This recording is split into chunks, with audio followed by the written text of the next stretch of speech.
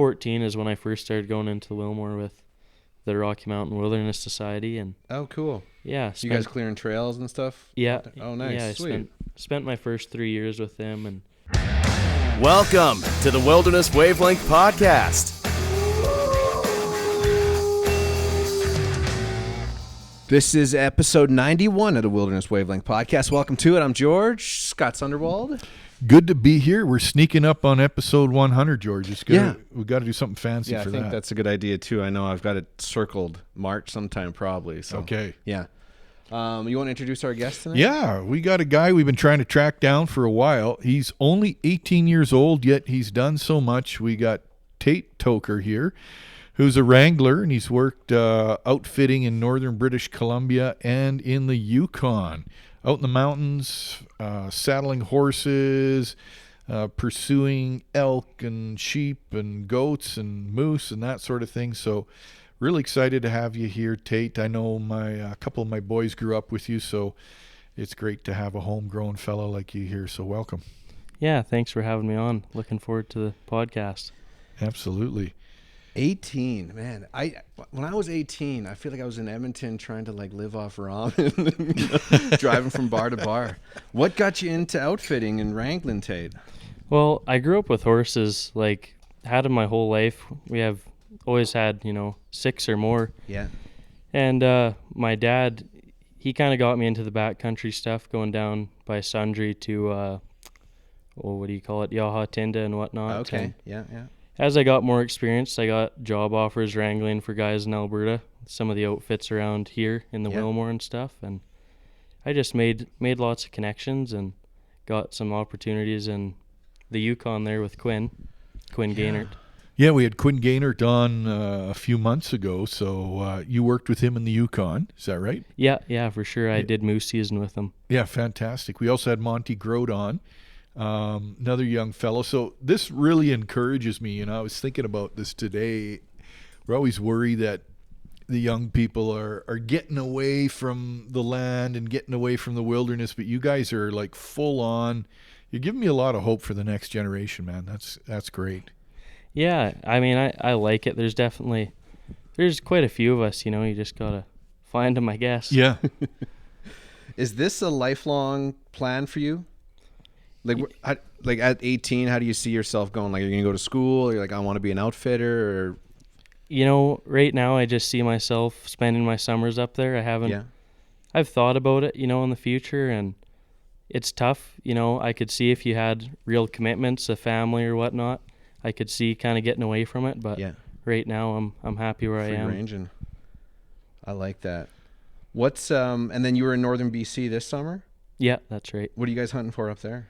Mostly stone sheep and goats, and cool. then elk and moose on the side too.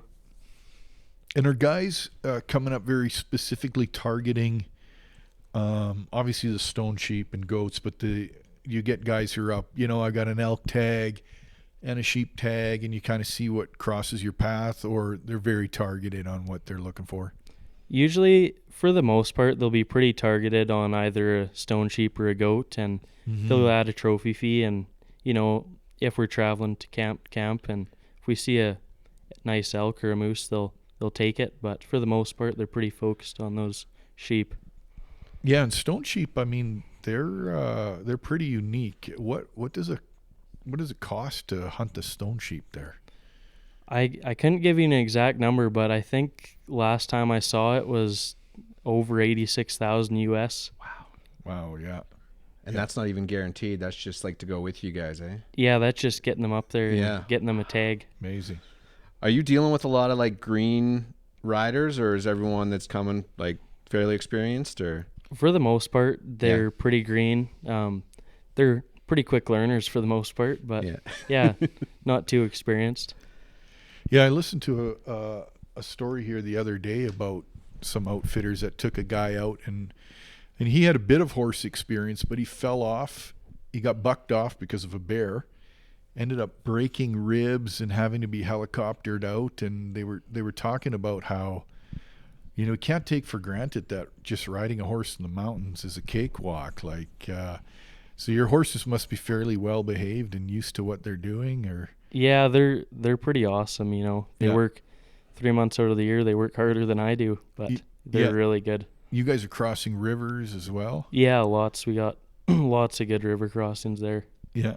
So tell us, what's a typical day look like for you up there? You're in northern BC. What time are you waking up? What are you doing? What does it look like? Well, we'd probably start our day around 5, and I'd get up, and my priority would to go catch horses and get them back to camp and saddle them for the guides and the hunters. And depending on the day, if I'm getting to go out hunting with them, I'll saddle my horse too, and I'll go out with them. But it depends, Sometimes I'll be staying back at camp watching our horses, making sure they're not going anywhere. Yeah, and for our listeners, when Tate is saying find the horses, these aren't penned in. They're not in fences. They're free. They're hobbled with bells on. You're looking for them. Yeah, that's right. Are they hiding from you, or are they know the routine? Yeah, those older guys, they know how to skip out on work. They stop moving so the bells don't ring, and Yeah, they get pretty sneaky. So how many horses are you saddling up on a typical day? On average, in the mornings, if they're just going out hunting, 3 to 4 is pretty typical. Yeah. If we're moving camps, it could be anywhere from kind of 7 to 10. Right. Yeah. So you guys hauling like wall tents? Yeah, for the most part, Yeah. we'll haul one, and then we'll bring some pop tents too for Okay. spiking out. Yeah. So then you're guiding a guy up to the top of a mountain. He shoots something on the other side of the mountain. Are you going down to get it? Are you sending the guy to get it, or how does that work? Usually I'll be back at camp, and they'll send me a text to start hiking up or saddle the horses and bring the pack horses up there too. But Yeah. Do you have satellite that you're using to get these texts? I'd imagine you don't have cell phone service there, eh? yeah, we all carry those inReaches. In reach, yeah. Oh, yeah. Yeah. And so you're way up in the Alpine. Are you packing the stuff out on horse at that point? Or are you scrambling up and taking it down on your shoulders? What does that look like? Usually for those sheep and goats, we gotta pack it out on our backs, get Yeah. it to some flatter ground for the horses. But moose and the elk, we can just about do it all with the horses. And you're using like a framed backpack rather than an inside frame, or what does that look like? Yeah, Game bags? yeah, for sure. Game bags, then in our hunting packs, like, I don't know, all the big brands, Stone Glacier and all that, those kind of packs. Yeah. Are you deboning it then, or are you just taking quarters down? What does that look like? Kind of depends. I mean, last one we did there, we killed pretty late, so we kept the bones in and we just quartered them out and kind of split it up between the two of us and got it down. And, he killed it probably last hour of legal light. And yeah, we just wanted to get in our backpacks before it was dark out. And Yeah. Steep terrain, or what are you dealing with there? Scree and yeah, cliffs and alpine meadows? yeah, it's some pretty steep stuff up there. Good ground, but steep. Did you have a preference compared, like Yukon compared to Northern BC? Is there something you like better, or? I mean, the guys that I worked with at both were great, but when it comes to horse country, it's way better in BC. Really, eh? Yeah. Why is that? Just way more grass for the horses, and the ground's a lot more solid. None of that muskeg, really. And Oh, okay. yeah, nicer river crossings, too, for the most part. Yeah. What I just want to, I'm curious success rate for you guys. I don't know if that's like something you can talk about, but is like most of the guys you're bringing with you successful hunts?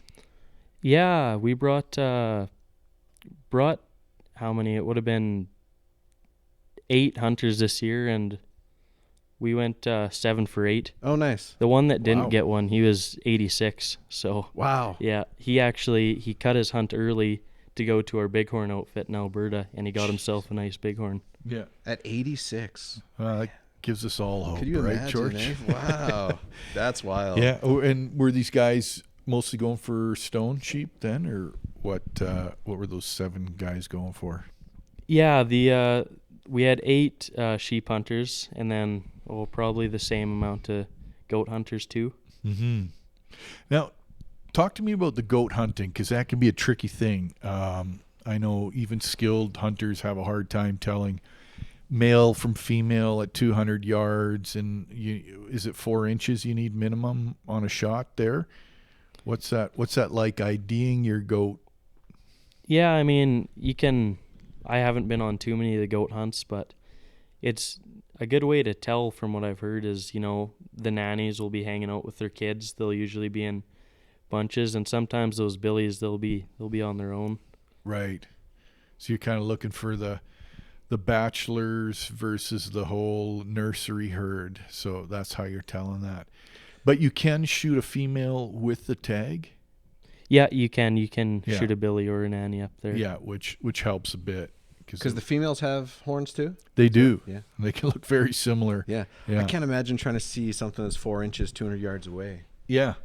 It's hard enough to count tines on an elk from that distance versus getting that measurement just right. I know when we were talking to Quinn on here, I mean, like, when you're up there for that long, because are you spending like 3 months in a row then? Yeah, for the most part. I mean, I got kind of lucky. I got out for a night. We had a jet boat that we had to take back to town. Okay. It was a dual engine jet boat, and one of the engines failed, so we took it out to get serviced. So how are you getting out? You guys are 70 miles from Fort Nelson. You flying, you boating, horses, like tell me about that transportation. Yeah, kind of all three. Like, it's about a 3-hour boat ride if you're going downstream, and half-hour plane ride, or a 3-day ride on a horse. But wow, yeah. And what's the preference? I guess the boat, can you haul in? No, I guess the plane, maybe you can get more stuff in.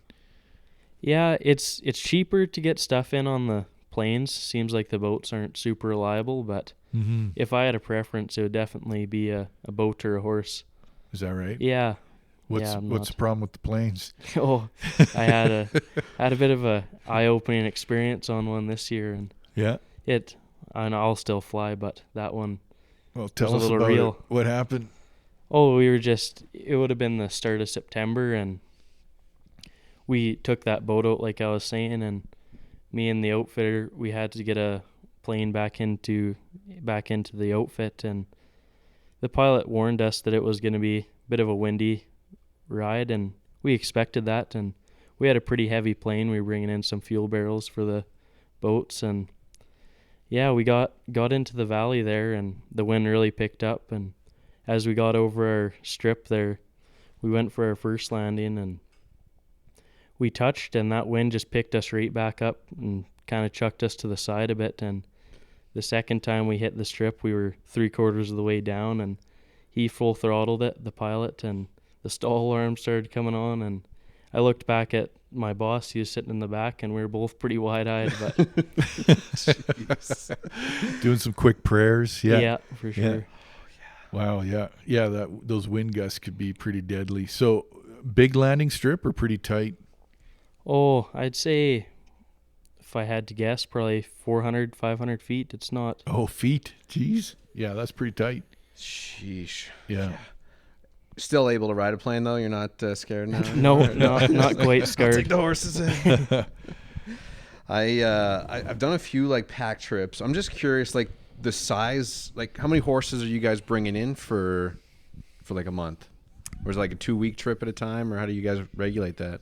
So all our horses, about half of them stay in there. They spend their whole lives in there. They'll never see town, actually. But we bring in from town about 30 each year, bring them in and out. And we probably have another 50 of them that live there all year round. Wow. Okay. And the ones you're using on these pack rides, are they all males or male and female? Mostly the ones we buy, we kind of try and stick with geldings for the most part. But the ones that are born up there, whatever seems to like people the most and, takes the pack the nicest, we'll use whatever we got up there. Yeah. Yeah. I mean, you know more about horses than I do, but I've done some backcountry stuff, and you get a mare in there amongst the males, and that can shake things up pretty badly. So, yeah, sometimes it's safer to stick with the geldings. Yeah, for sure. Less mind games. Yeah. Yeah. I am curious if there's like a piece of technology you guys, because I know you mentioned you guys all have InReach. Is there something nowadays that you guys, like when you're up there for a few months, like a piece of technology you guys are using constantly that maybe wasn't in the past? Well, back at our base camp, we have Starlink now, which is... Oh, wow. Yeah, it's pretty nice, but that's my first year with it. And Yeah, holy. it's nice. It keeps you connected, but sometimes you wish you didn't have it Yeah, too. exactly.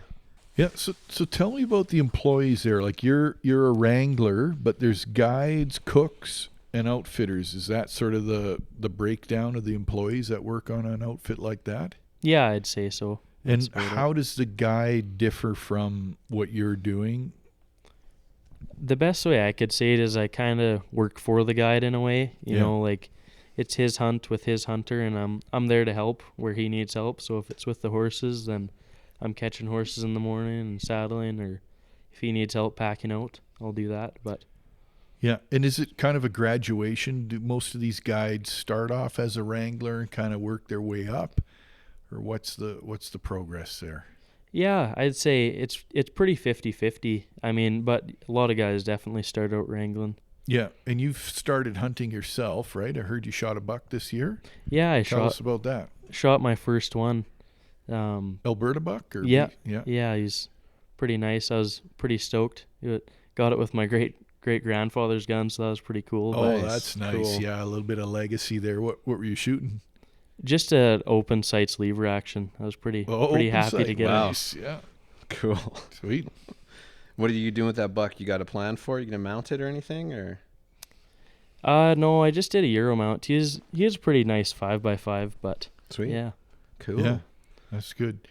I don't need details on where you shot it, but was it a Hinton local buck, or were you out further out? No, it was pretty close to town. Yeah, sweet. Yeah.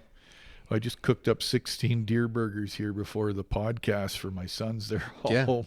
We motored through that. Man, those boys can eat. But yeah, it's nice to get a freezer full of deer meat, that's for sure. So what do you do in the off time then, Tate? Now that you're not up in like guiding hunts or anything, what are you doing? Yeah, I'm kind of still trying to find that job that I come back to every winter. Right now, I'm working carpentry, Yeah. enjoying that. But yeah, I've done a handful in the past Yeah. winters, but Yeah. Go ahead. I'm just curious if there's any kind of like apprenticeship program or anything that can get you into like guiding. Does that exist? Or is it all just experience based? I think experience is the best Yeah. way to get into it. Like, I was definitely lucky with the people I knew beforehand and Yeah. got me in there. We want to hear about your highs and lows. So let's start on a positive note. You want to go back next year. What is it that you so enjoy about this experience? I just find it pretty neat to see a lot of new country on a horse. That's my thing up there. But Yeah. yeah, the hunting, I'm really starting to get into the hunting too, hoping to go into guiding eventually. Yeah, and we'll definitely post a link to your Instagram there. I know you've done some really great videos on the country, and I mean, I looked at that stuff. I'm like, geez, I wish I was 18 again. Join you back there. That looked pretty amazing. Beautiful country, remote places. You guys see much for bears up there at all? Yeah, we see lots of them. They don't bother us too much, I should say. You know, I had one black bear come into camp, and we showed it at him, and he left pretty quick. But you know, we had one kind of encounter, and we got a moose quarter stolen from us over the night by a grizzly. But Yeah. Yeah, I imagine you can't leave too much meat hanging out there unattended. Yeah. Talk to us about some of the challenges. Like, what is it? You talked about plane rides. What's it like working with horses? You mentioned bears, weather, bugs, river crossings. Tell us some of the challenges. It's not as easy as sitting in a cubicle somewhere, right? yeah, definitely. I'd say one of the biggest ones can definitely be the horses for sure, and just that weather, depending on what it's doing. You know, you got to be out there and work, and whether it's snowing or sunny, still got to be out there. So that's a big factor. Yeah. Have you had any horse challenges? Yeah, I had a couple pretty good ones. I mean, as great as horses are in the backcountry, if you work with them long enough, I think everyone gets a wreck. And yeah, I had one. We both came out of it fine, but I had a horse flip over on me in the river in a back channel, and yeah, we both came out of it. But Yeah. It's both swam away. yeah, Yeah, that's always scary. I know, like, my dad, he was in the Wilmore, man, it's probably like 10 years ago now, and going down to a little gully, horse fell back on him, and he ended up breaking, like, his collarbone, broke a couple ribs. You guys ever have any injuries where you got to get someone out of the camp? Not in my time. Definitely happens to a lot of people. Yeah. I've been pretty lucky. I had another pretty good one this year. I was leading a pack horse, and he was new to packing, and he wasn't too aware of where his boxes were, and he hit a box off a dead tree. Yeah. And as we were kind of going down a hill, he hit his box, and that tree came down and just center punched me right in the back of the head. Geez. And yeah, it knocked me pretty good. Had to get out of the saddle, and took me a little bit before I could stand on my feet again. Wow. Jeez. You figured you got a concussion on that, eh? Yeah, I think so. I felt all right the day after, but as the week went on, it got pretty bad, and my boss limited me to chores around base camp for a week, but I was back at it after about a week. Yeah. How many fingers am I holding up? Yeah, that could be rough, man. And extreme weather, like you guys are up in pretty high elevation. What time does snowfall hit you? You know, in sheep country, we've had it as early as August, and it gets pretty steady around, start of September is when it's pretty normal. Right. And bugs? Yeah, same thing. When you get high, those no CMs up there, they're pretty brutal, hard to breathe in some places. They always get in at your ankles and your wrist cuffs, I find, those no-see-ums. I remember being like I think it was the Yukon when I was like 16. I was up there doing some stuccoing on some houses, and there was like horse flies that are like, like the size of your thumb flying around. Take a chunk out of you. Oh man, it was, see the horsefly land on someone. There's a horsefly, get that off you. Yeah, I imagine the horses, do you guys got like a bunch of bug spray and stuff you put on the horses, or do you got techniques out there to? Yeah, definitely. I mean, around base camp, we'll light big kind of smudge fires for them. Yeah. And they know when you light one of those, they'll stand around it all day in the smoke. Oh, right. Yeah. Yeah, I worry more about the horse flies on the horses than myself. I've seen horses just start bucking like a rodeo when they're starting to get bit. Yeah. Do you guys have to deal with any fire, like forest fires or anything up there this year? Yeah, we had one. I mean, it is what it is. We haven't really worried about it. Yeah. We had one take our cabin last year, one of our cabins, but okay. Yeah. Huh. And you do some long days, like you said. You're up at 5. Jeez, that's pretty early. And then if you're moving camp, packing horses, how late of a day are you looking at sometimes? Yeah, it really depends. I mean, if you're packing up camp, you'll be up at 5, and you're not done until it's dark out usually. So those longer days, you can be working till 10 or 11 at night. 10 or 11. So how are you filling your time when it's downtime? Having a cup of coffee, taking target practice at a stump? Like, what are you doing? Yeah, I mean, whenever a wrangler has downtime, usually if he's not checking the horses, he should be glassing or something, trying to help out the guides and the hunters. But yeah. And your aim is to work towards being a guide. You've done some skinning now and quartering and some hunting yourself. Is that an aim of yours? Yeah, definitely. Just want to keep learning and hopefully one day be able to be confident enough to guide someone. Yeah. You got a favorite food while you're up on a pack trip? It's tough. The cooks we have up there, they're unbelievable. Yeah. Like, yeah, we freeze dry. They'll make, massive meals back at base camp, and we'll actually we'll vacuum seal them and freeze them, and we'll bring those on the trail in insulated boxes, and just boil some water and throw those vacuum sealed bags, and got a pretty nice meal. So it's not just jerky and biscuits for 3 months. Go find some mushrooms, eat those. It's fine. That's good. Yeah, it is one of those jobs too. I never really thought about this, but it's not like you're clocking in at 5 o'clock and it's like, okay, it's weekend, so it's time and a half. Like, is it just a salary? You're up there for 3 months, you're getting this much money, or how does that work? Well, for me, it's always been a day rate plus your tips. Is kind of how I've always done it. Now you had a story there about your boss and a lightning strike. Let's dig into that because that was a fun one. Yeah, I mean, not to tell anyone else's story, but he was telling me this year he was glassing for sheep, and he was on top of a ridge, and he was getting ready to come down because there was a storm rolling in, and he got struck by lightning. And Wow.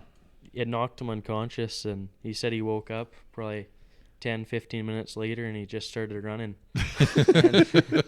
Get out of here. Looking for the horses. Yeah, he said once he stopped running, he remembered he had a horse, and he said he couldn't remember where it was, but he ended up finding it and getting back to camp, and told his wrangler to wake him up every couple hours to make sure he's still alive. But Wow. yeah, he got flown out a little while later and got checked out at the hospital. And he's okay. Yeah, I think they said his inside, his organs were slightly burnt. But Jeez. yeah. That can't be good. Oh man. I've been struck by lightning, so I've got some empathy. But no, I had no long-term damage, but I know some guys who've been struck. It changes their nervous system, and they get either they can't feel hot or cold, or they get really hot or they get really cold. It can screw up with that part, and obviously do brain damage, which hopefully he didn't get there. Yeah, no. We did. This kind of ties in too, because so I posted on Instagram just like a question, ask a question for Scott here too. But I think this will tie in good with Tate. Spencer wrote in and said, "Have you ever bailed on a survival trip?" To be curious, Scott, you're answering that one, then Tate too, just to see what causes a bail would make you turn around. Yeah, I haven't, and maybe it's stubbornness. I don't know if you read my book, you'll hear times I've been poisoned or nearly froze to death, and I usually buckle down and be like, "No, Power we're gonna through it. figure this out. Yeah. We're gonna suffer." No, I haven't had to bail a survival trip yet, but I've had some pretty uncomfortable nights. I'll tell you that much. But Anything come to mind for you, Tate? Even in the Yukon or Northern BC, where you guys okay, we gotta pull out now? I mean, when the end of the season comes, everyone's pretty eager just to get out of there, but Yeah. we've never been on a hunt and just said we gotta go. Definitely, there's been times where you wish you could, but Yeah. not any for me. Has there ever been something oh, we forgot this, we got to send someone back into civilization and get?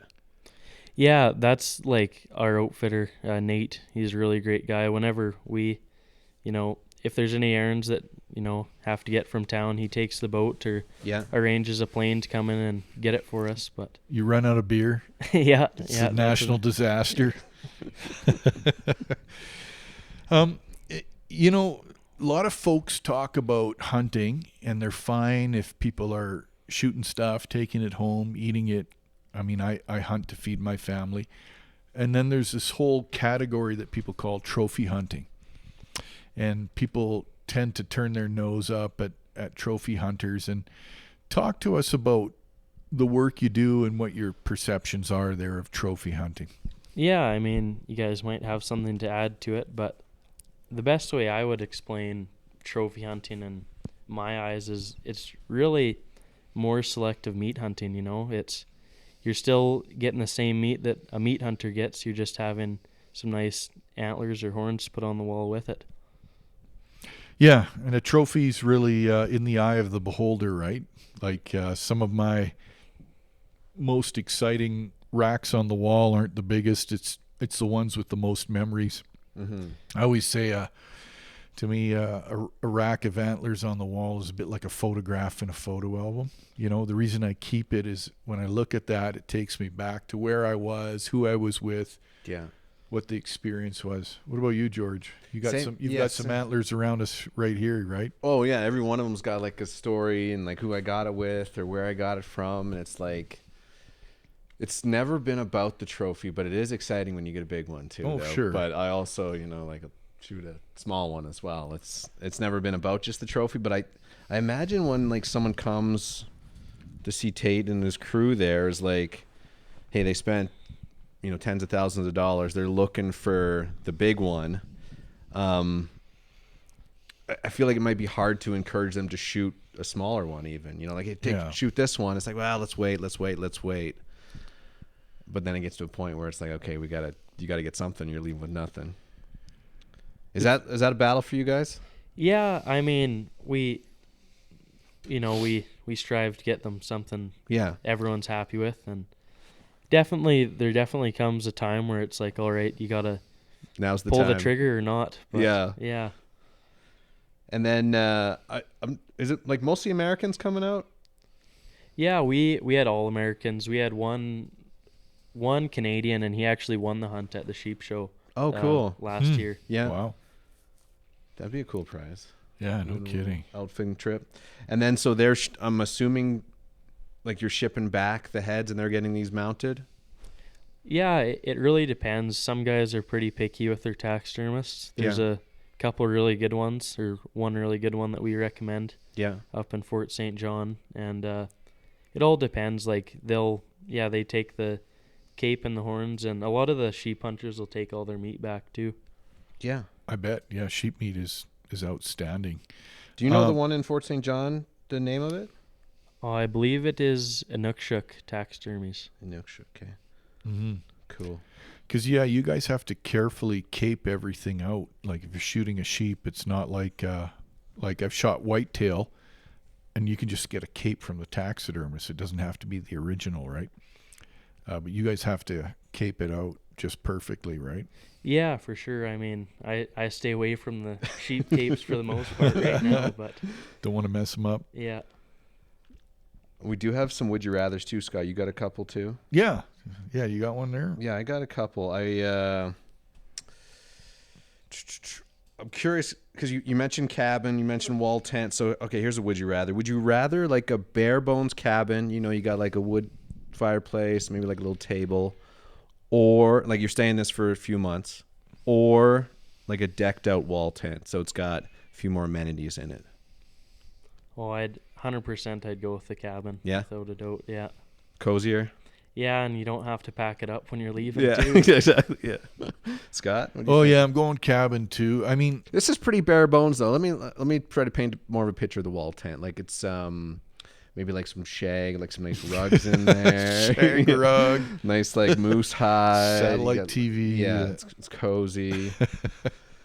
Beer fridge. Yeah, beer. Yeah, exactly. Yeah, electricity.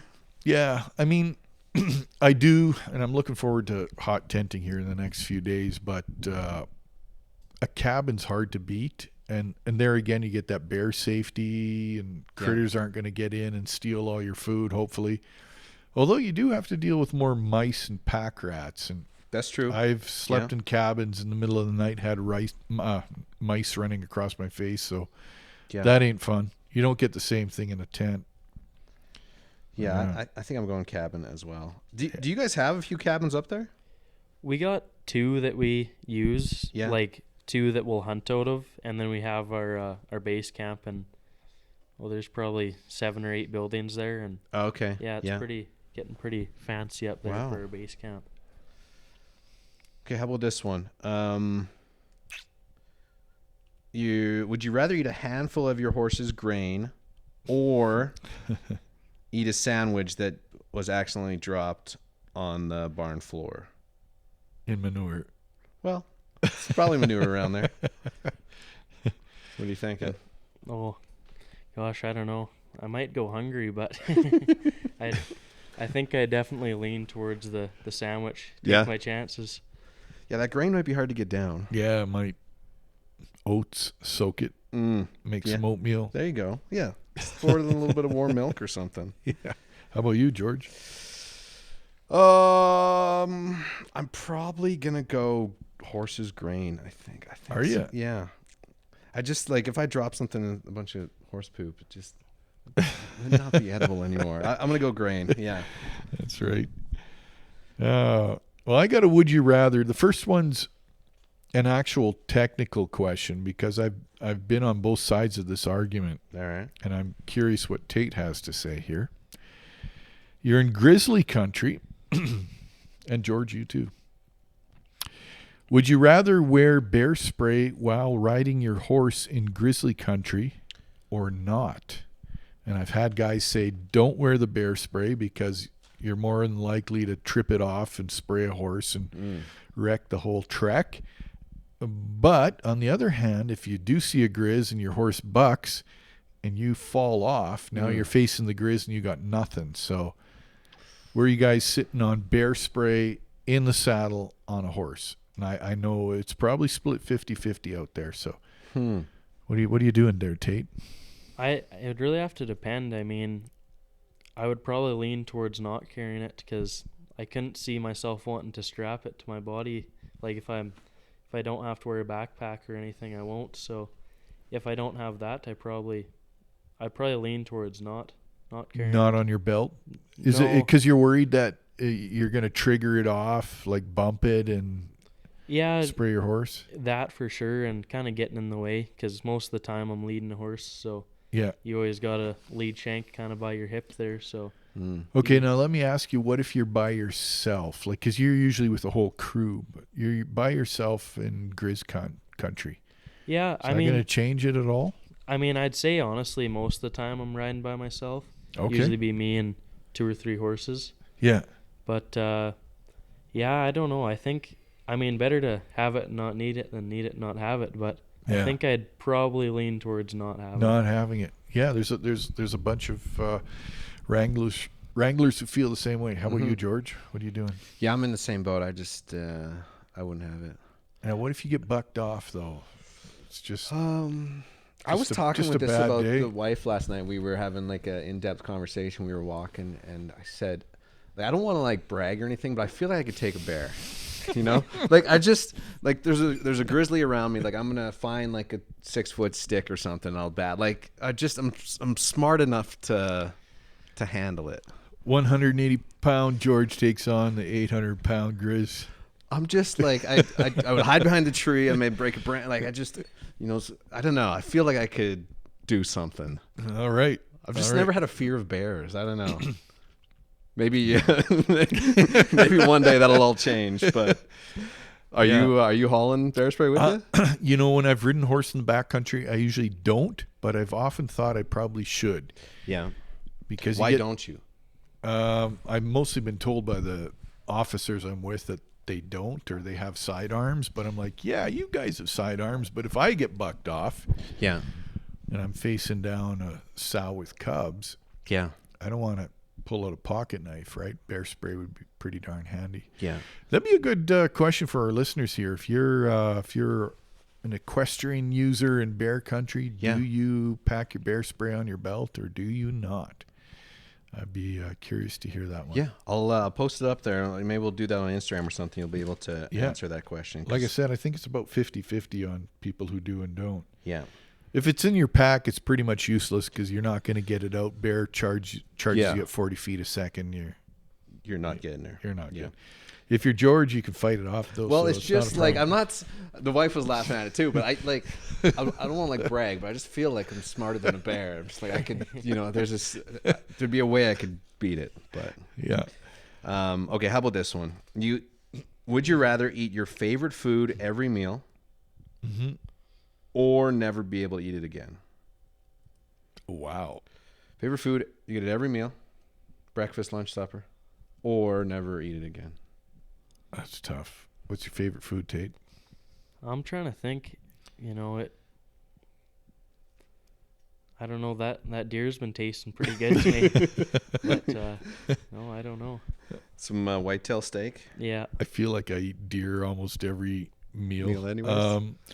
That's a tough one. Like, what's my favorite meal? Maybe steak and lobster, something like that. It's hard to beat. But if I had to wake up every day, steak and lobster, 3 meals a day for the rest of my life. Yeah.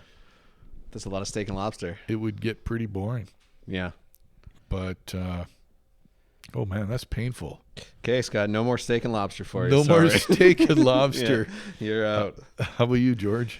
I'm in the same boat too. I think it'd be great for a while, but it'd be like, oh, we're having steak again for breakfast. All right. Yeah, I think I might have to. Never eat it again. Unfortunately. Yeah, you'd be missing your kale and your carrots and broccoli, healthy stuff, right? Yeah. Okay, I got another. Would you rather? Would you rather get sprayed by a skunk while riding a horse, Mm-hmm. and the skunk is spraying the horse and you, Mm. or encounter a grizzly at close range, also on the horse. No bear spray because you guys both don't pack it. So you get sprayed by the skunk, you and your horse, or big grizz steps out on the trail right in front of you and the horse. You got two scenarios to choose from there, Tate. What are you taking?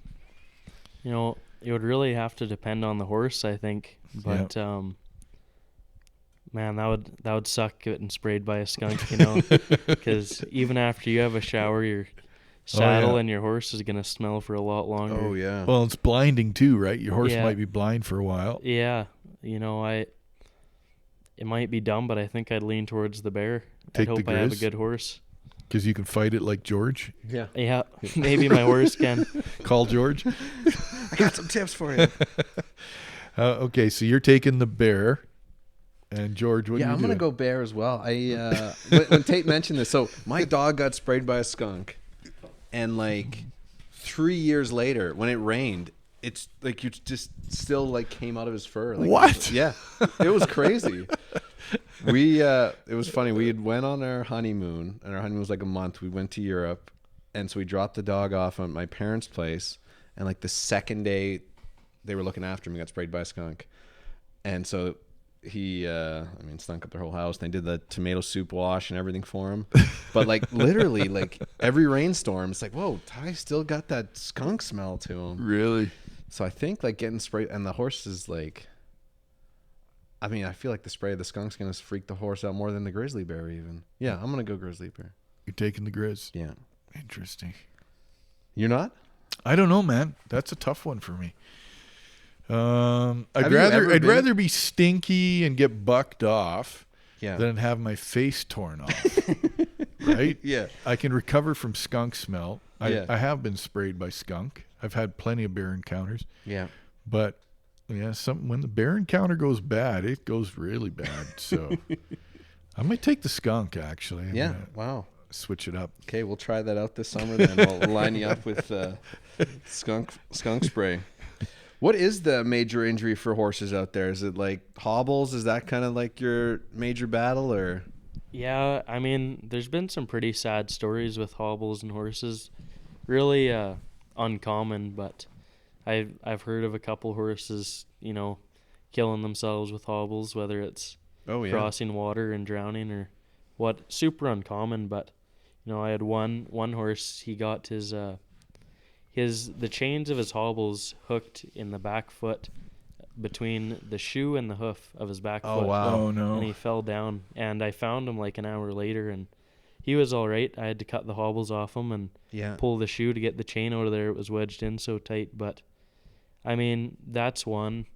You know, when you bring new horses in there that aren't used to that mountain grass, it can be really hard on them, and keeping weight on is pretty tough for some of those horses. But I've been pretty lucky. I haven't had to put any horses down. I've always came out with the same amount we have. Yeah. You got a dedicated horse out there? You got like 3 horses you kind of rotate between, or how does that work for you guys? Yeah, I mean, I'll ride whatever we take out on the trail. Whoever needs a refresher, whatever. But Okay. Yeah. definitely got a couple of buddies up there that I like to. If I had a choice, I'd always pick a handful of them. That's for sure. Yeah. Are you taking medication up there for the horses? You know, if they get saddle sores and, you know, bugs and that sort of thing, antiseptic, like you got all that stuff? Yeah, we probably take a bigger medical bag for the horses than we do for ourselves. I bet, eh? Yeah, I mean, Yeah. they work so hard for us. The least we can do is try and take as best care for them as we do ourselves. Yeah. Yeah. So, I mean, the horses I've been on in the backcountry, they've got that strong homing instinct, right? You're heading back home and they're going 2-3 times as fast as they were before. And sometimes they'll rip away in the night, even with their hobbles on. Are you guys getting those challenges as well? They're that homing instinct?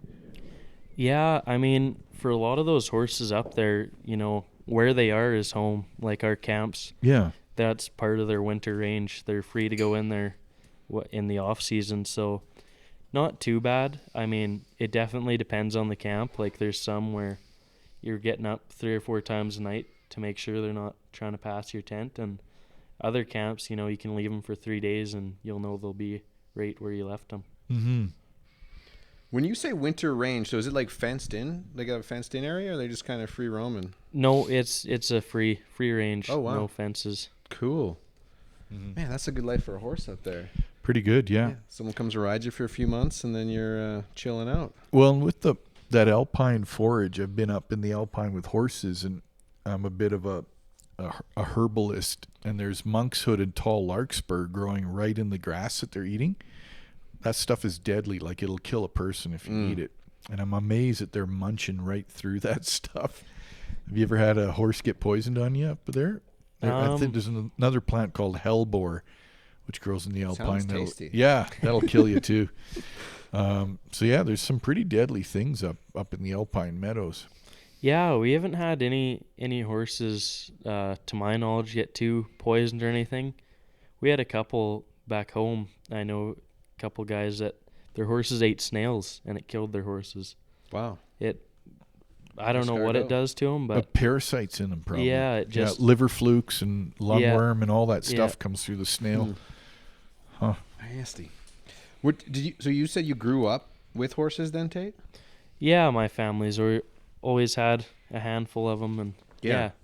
Was it like Wilmore area too you guys are going into? Where'd you guys ride? Yeah, definitely. I mean, with my family, I've never been into the Wilmore. I've only started out there working when I was 14 is when I first started going into the Wilmore with the Rocky Mountain Wilderness Society. And oh, cool. Yeah. You guys clearing trails and stuff? Yeah. Oh, nice. Yeah, Sweet. Spent my first 3 years with them and worked for the Groats too. Yeah. They're a good bunch. Man. Yeah, for sure. I love the story. I mean, it's just like, it's romantic to be like, hey, this is where I'm going this summer. We're going to live in the mountains. What do you miss when you're up there? Like when you're up there for a month or two, what's the thing you're like, man, I can't wait to get back for this? You know, I really miss like a lot of the aspects of town, and you kind of look forward to it after a month or two up there and start looking forward to it. And you get back to town and you're glad to be there for about a week, and then you just miss where you were. I want to be back in the mountains again. You're up there, you're like, I can't remember what a woman looks like. It's been like half a year. Yeah, do you have like is it mostly guys that are like part of the crew, or is there some women that are up there helping you? Or yeah, our 3 cooks, they were all women, but for the most part, it's all guys up there. How big is the crew? There was, I believe, 13 of us this year. Wow. Yeah. Man, that sounds like it'd be a good time. And so your plan next year, head back northern BC. Yeah, same outfit. Do some more guiding. More hunting. You got a rifle that you want to get? You're going to use the grandpa's 30-30 there for a while? Yeah, I'm thinking I need to invest in a new one here, but yeah, I would be happy to get another animal with that one. Yeah, the hunters coming up, they probably have their long-range sheep rifles, 270s and 300 Win Mags and that sort of thing, 7MMs. What are they shooting? Yeah, I mean, all those PRC calibers seem to be what everyone's going after. We had a couple 7MMs up, but that 7 PRC and the 6.5s are what you see the most of. 6.5s are really catching on. Yeah. Is that 6.5 Creedmoor? Is Creedmoor, that the thing? Yeah. Is that big enough for like for long range sheep? Yeah, well, we're using 6.5 PRCs for the most part. Okay.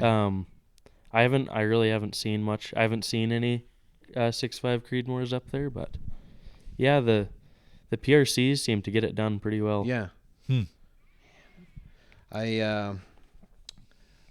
just curious now, like when you're up there and like, are you kind of just rotating guys that come through? So you got like a 13-person crew. It's like, okay, we're going to bring out a guy in, we'll get his sheep, and then the next guy comes in. Just kind of like steady flow of traffic. Yeah, so we have like, I guess you could call it a schedule. Like we have, these hunters are booked out, up to 4 years in advance. Yeah. So when they pay for a sheep hunt, they're paying for 12 days up there. Oh, wow. Okay. Yeah, and if they get something earlier, great, they'll go home earlier. Yeah. But yeah. Yeah, so if they get something day one, they're calling it?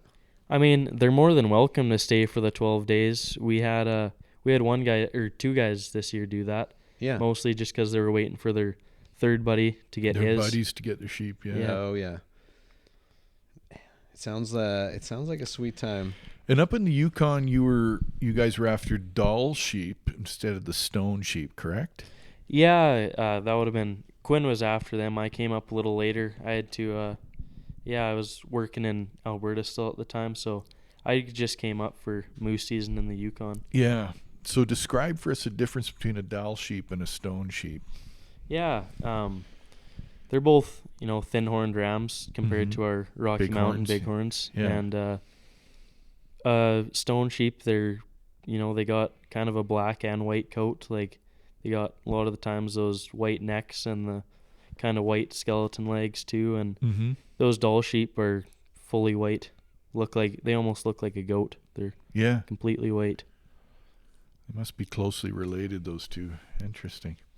There's is bighorn sheep like the Rocky Mountain ones, like Alberta ones, is that part of your future goals, you think? Like you got a deer this year, what's next on the list? Yeah, definitely. I mean, yeah, for sure. A bighorn is definitely a goal of mine. Hopefully if I get a nice rifle or something, maybe next year I'm hoping to spend the last 2 weeks of October. Yeah. Yeah. And you guys get nice elk and moose up there too? Yeah, we let our cook up there. She shot a nice 6x6 elk there. Wow. That was her first animal she ever took, and Wow. yeah, It's all downhill from there. yeah. When you guys are up there too, are you like taking a deer and like, hey, we'll take this deer and then this is what we're eating for the next week? That's kind of what that elk was that the cook shot there. But for the most part, no, that was the first animal that was taken by our crew. Yeah. So what do you do for refrigeration? Like if it's you're out there in August, you shoot a sheep and it spikes to plus 20. What are you doing so the meat doesn't spoil? You got coolers, ice? That'd be tricky, eh? Yeah, like when we kill, our first priority is to get back to base camp. So we do try and pack in coolers on the horses to all of our remote camps too, but yeah, when we kill something, it's get it on the horses and get back to base camp where we got the refrigerators. Oh, so you have electricity at base camp? Yeah, we have a couple buildings just with their roofs are dedicated to solar panels. So. Oh, okay. I was going to say generator, solar panel out there. Yeah, interesting. Yeah, because spoilage can happen pretty quick. Yeah, you guys throw everything in game bags then and pack it out? Yeah, we kind of the way we've done it is, when you kill it, you throw it in a game bag and then try and save your backpack for the season. We'll throw a garbage bag in there just for the hike, and once we get it back to our camp, we'll take it out of the garbage bag and let it air out for the night and cool off. Yeah, have kind of the morning, sleep in for the morning and head out back to base camp the next day. That's great, man. I'm envious. I'm proud of what you're doing. I think it's fantastic. It feels sweet to like start it like at 18. I mean, I like be proud of yourself, like to be out there on your own. It's like, hey, here's 4 horses, go and it feels like at 18 I would have been over my head. I'd be like, what am I doing? The horse is gone. I didn't tie this on right. And do you feel like when you're on your own out there that you're like a little bit over your limit, or you're like, this is where I should be? Or I've had it, the best of both worlds. Like I've had it where I feel really good. Yeah. Everything's going perfectly, and I've had some times too where it's like, what am I doing out here? But that's life, right? I always say the greatest point of growth happens on the edge. You got to push yourself to the edge of your ability, and that's where you grow. That's where the excitement happens, right? Yeah. Is there like any like training you can do? Let's say like in the off season, like what would training for a guide be? Like target practice, or like you working with horses more, or like how do you get better? I'd say the biggest thing, like I know some outfits put on like clinics. Oh, so they'll teach you kind of some horsemanship stuff and teach you how to pack and tie a diamond. But I think the best is getting out there and doing it for yourself. Get hunting and if you have access to it, get on those horses and Yeah. learn how to be around them is the best. How quick can you tie your diamond hitch there? Oh, there's some guys that are pretty quick. I don't know. I'm no speed demon, but I know how. Slow and steady wins the race. And you said your dad taught you most of these skills with the horses growing up? Yeah, definitely. I don't think I would have gotten into it if it wasn't for him, but yeah, I mean, with the packing and stuff, I definitely learned a lot of it up there from those guys in the Wilmore and stuff. That's a bit of an art of its own. And did your dad grow up with that same culture, horse culture, or where did he start? No, I mean, he worked at like the Black Cat Ranch when he was a kid, and Nice. yeah, he was the first in his family, I'd say, to get started on the horses. Mhm. My mom grew up with horses too, so Okay. yeah. It's in the family. Now you got to carry on the tradition, keep it alive. yeah, trying to. I mean, I'm thinking here you are 18. Like, I'd love to do this podcast in another 20 years and hear what your stories are. Like, Yeah. you're going to have to write a book, dude. Yeah, definitely. I try and write some of it down, but Yeah, it goes by pretty quick. absolutely. Yeah, that is a good plan is like while you're up there, try to like, Keep a journal. yeah, keep a journal. That would be good. It just feels like things go by so quick. Like that summer is gone. It's like, what did I do this summer? I think I went camping a few times, but like just to have that experience it's awesome. Tate, Instagram, best way for people to find you? Yeah, for sure. Tate Tocher, TateTocher. You can find Tate there. I was going to read an email too, Scott. I was thinking this was going to be a new thing we'll do on the podcast too. Go for it. Like for emails and reviews, we're always excited when you guys are sending in emails and reviews. It bumps us up too. So wherever you're listening to this, drop us off a review. This one came from Brent. He said, hi, George, Scott. My name is Brent. I'm 23. I'm writing from Calgary. I don't have social media, so finding the podcast was honestly a bit of luck. But I started listening just over a year ago when I was looking for an outdoor content that felt close to home in Alberta, and it showed up at a good time. I spent most of my free time hiking, camping, backpacking, off-roading, and fishing. Over the past year, I got my RPAL, started target shooting with plans to eventually get into hunting, something the podcast has played a big part in. I usually listen while I'm at work, and the episodes often stick with me after they're over. So, that's great to see that's happening, Grant. Excellent. You've introduced me to a lot of Alberta-based outdoor content, people, and resources I probably wouldn't have found on my own, and it sparked my interest in a bunch of new things. Also picked up a copy of Scott's book. There you go. Yay. Right after it was released, and reading it every night, really enjoying it. I'm hoping to email in more often this coming year, and was wondering if there's another place where you have a bit of an online community. We don't really have like a huge. I guess Instagram or Facebook probably the best spot. One question for Scott. Have you ever thought about going on alone? Curious after you talked about your reason for turning down Naked and Afraid.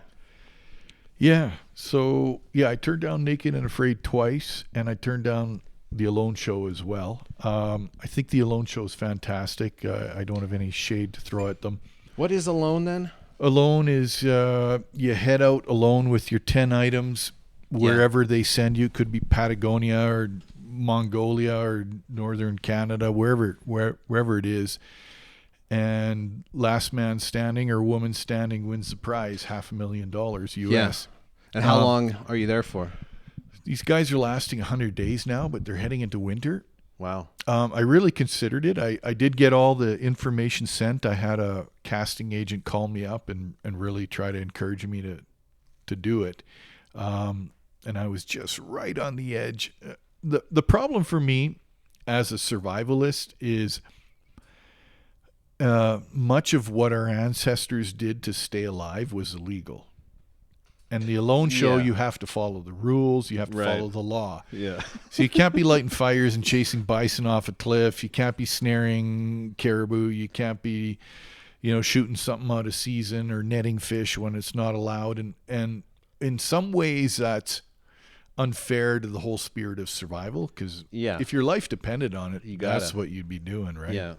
Yeah, to hell with the rules. You're just trying to stay alive. So in the end, a lot of these poor fellas, they end up suffering and freezing and losing hair and teeth and getting pulled out of the show. And I was like, not sure I'm willing to do the 100-day suffer game. Yeah. Maybe if I was younger. At this age, not so much Yeah. anymore. But the show is great.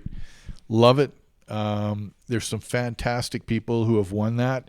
Yeah. Some that I know personally through social media, and I think we should get on Wilderness Wavelength and interview them and hear about their experiences.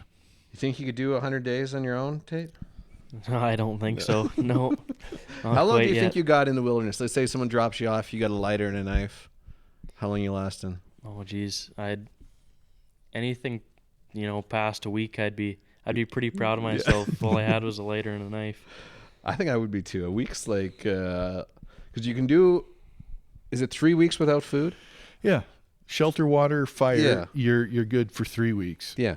So I can handle all that. You should be able to do 3 weeks. Yeah.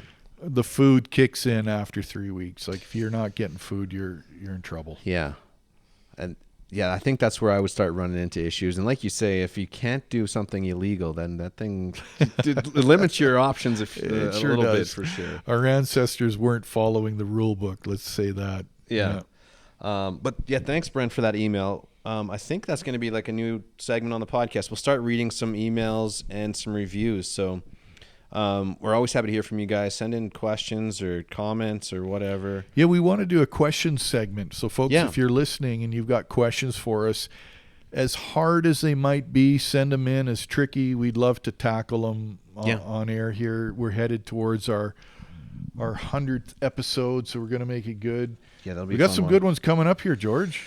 Yeah, we got the hot tent lined up in the near future. Yeah. So winter camping part of your situation, Tate? Yeah, I definitely try and get out there every once in a while. Nice. I haven't gotten to this year, but The outfitter tent, stove, or tenting, or cabin. I'll bring a tarp. Usually is what I do. Nice. Yeah, Now we're talking. Yeah, that's Tarp and a fire. tarp and a fire. yeah, Wow. for sure. Yeah, so we're going to do that one. We've got, I was ice fishing the other day. I know Oh, yeah. Tell us about it. I caught the biggest fish in the lake. We're not mentioning lakes, right? I won't mention the lake. Maxwell Lake, if Yeah, anyone asks. sure. Yeah. Do I mention what I was using? Sure. Corn. Yeah. Just, It works man, for trout. rainbow trout, a ton of rainbow trout. And then caught a few little guys. And then caught a big tiger trout. And corn on a teardrop or just a basic hook or a jig, hair jig, bucktail. What were you I using? started off with corn on like a little kind of worm-looking thing. Wireworm? Like a little bigger, though. Okay. It was like, San Juan? I don't know. Oh, I don't know what you're they're all holding called. out on me, George. I'll show you what it looks like. But you drop like 4 pieces of corn down and your hook, and the trout come through. You grab the 3 pieces of corn that are not on the hook, and then the other one they just ignore. So I'm like, all right, this is not working. So then I just got like a tiny hook, a few pieces of corn on it, and that worked pretty good. By pretty good, though, is like, we fished for 4 hours, 3 or 4 hours, and saw 7,000 fish and caught 3, so maybe not the best. But you got a nice tiger trout. tiger trout, that was cool. How did your son do? Was he pumped? We set up the ice fishing tent. We put the little heater in there. He was pretty down with that. And then we had some chips and dip, and he was good with that.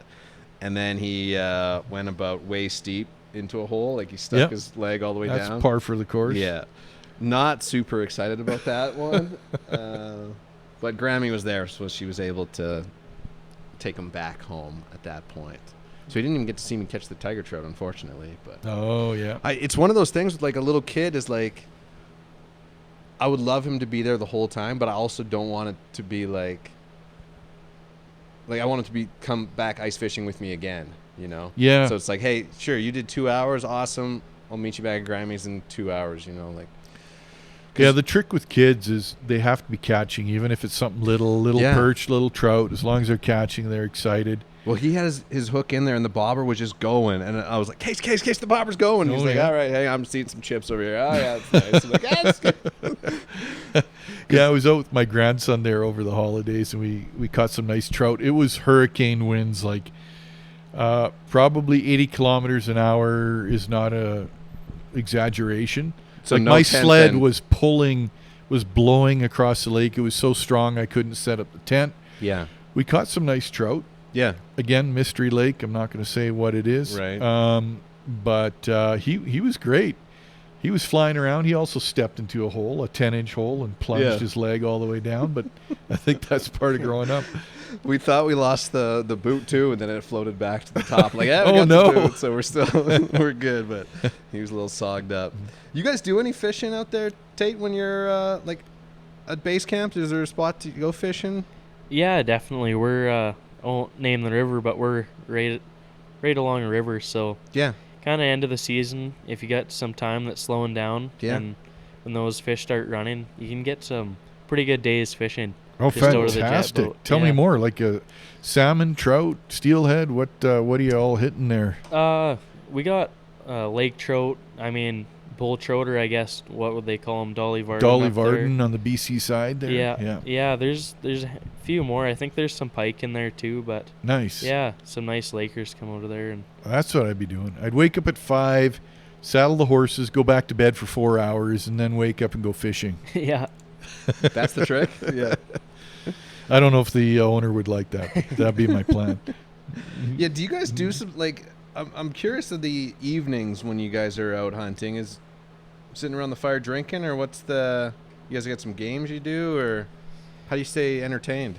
I mean, our days are pretty entertaining, so, if we spend the afternoon kind of after work's done just talking and Yeah. going over the day, it's Yeah. usually pretty entertaining.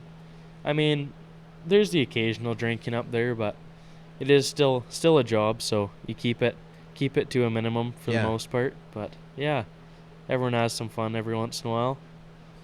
I imagine there's a few of those guys you haul in. It's like, hey, I brought 16 bottles of scotch, so we're partying. We're partying and hunting.